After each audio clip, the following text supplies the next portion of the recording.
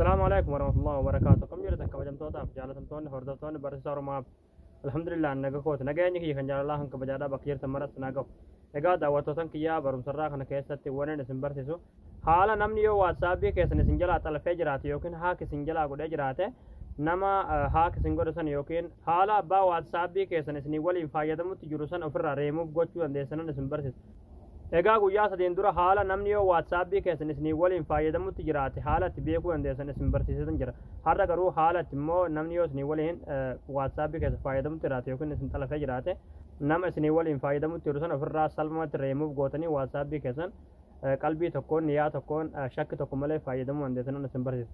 Egaa daawwattootan keenya gama barumsaatiin darbuun duratti warroonni YouTube channel keenya faarootaatan baga nagaa dhuftan jechaa YouTube channel keenya subscribe godhachuun dagatinadha. Yeroo subscribe gootan barumsni asirratti dabarsinu guyyaan nama dura akka simbira ga'uuf mallattoo notification san kilik itti godhunaan achi booda all ka jettu irratti tuqachuun dagatinadha. Akkasumas barumsaan garraadhaa isin darbee YouTube channel keenya jala seenuudhaan viidiyoo baay'eetu jira waan isin dhibee barachuu dandeessanii barumsi keenya yoo isinitti tole viidiyoo keenya like gootanii nu jajjabeessuun dagatinadha. Egaa gamanumaan gama barumsaatiin dabarsaa hanga xumura viidiyoo keetti nafaana turaan hordofaa isiniin jira.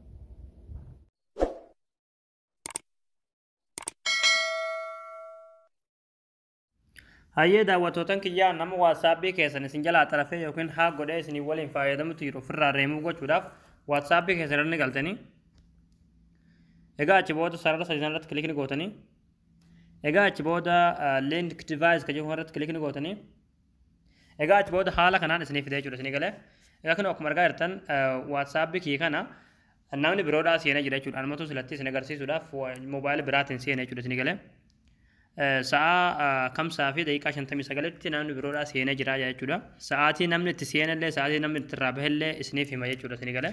Egaa amma namni waatsaapbii kiyya seenee jiru kun jechuudha yeroo barbaadu waatsaapbii kiyya seenee iccitii kiyya ilaaluu danda'a jechuudha. Bakka fedhee haa jiraatu gara barbaadee haa deemu fageenyumallee jechuudha isinii galee haa rakkoon qabu. Egaa yeroo tokko seenee fageenyatti illee iccitii kiyya sirriitti hordofuu danda'a jechuudha isinii galee. So kanaafuu akka namni kun isin hordofnu wanti gochuu qabdan jechuudha.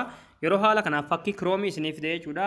Chrome irratti kilikni gootanii achi booda asirratti log out ka jettu ni jirti irratti kilik gootan jechuudha isinii galee. Amma haala kanaan badee jira jechuudha isinii galee. Amma egaa haala kanaan log out gootanii irratti cuftanii jechuudha.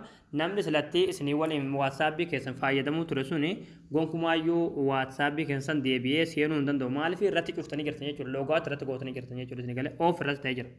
Amma deebi'ee waatsaapbii keessan iccitiilee keessan isin hordofuu hin danda'u gonkumaayyuu isinii galee haala kanaan nama waatsaapbii keessan isin jalaa xalafe ofirraa loogaat gootanii ofirraa baasuu dandeessanii jechuudha. Ammallee haaluma kanaan deebitanii waatsaapbii keessan cheekii gochuu dandeessan jechuudha yeroo hunda jechuudha isinii galee. Egaa daawwattootan kiyyaa isinii gala jeetan abdii qabaa barumsa keenya kanarraadhaa asirratti raawwataa barumsa dabalataa argachuudhaaf chaanaala keenya faaroo yoo taatan subscribe gootanii maatii keenya ta'uun dagatinaadha.